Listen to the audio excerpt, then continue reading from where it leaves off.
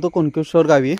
तर इथं हॉटेल द्वारकानंद आणि दुसरं नाव आहे अमूलचे वगैरे हे दिले. हॉटेल द्वारकानंद जे शॉप आहे त्यांच्याकडं आम्ही थोडी कोल्ड्रिंक्स आणि थोडं खायला खरेदी केलं होतं. पण त्यांच्याकडे जो माल आहे तो एक्सपायर झालेला माल आहे.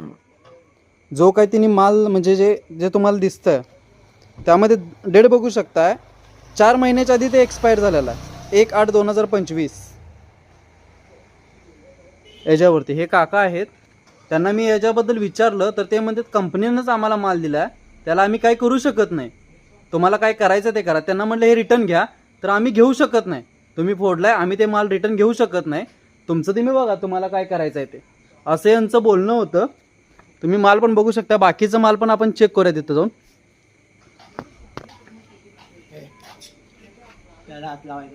ह्यांचं असं उद्धटपणा बोलणं आहे.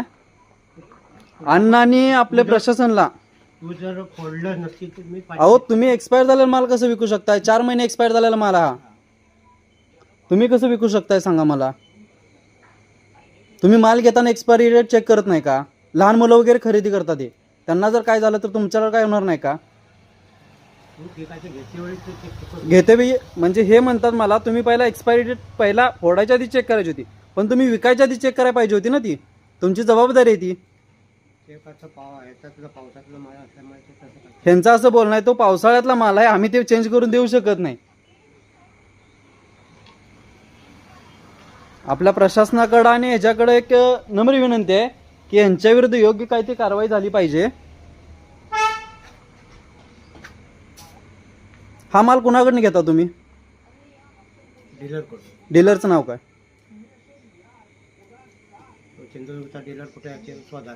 कोणता सिंधुदुर्गचा डीलर कुठे आहे ते शोधा. त्यांचं नाव वगैरे कॉन्टॅक्ट तुमच्यावर असणारच आहे.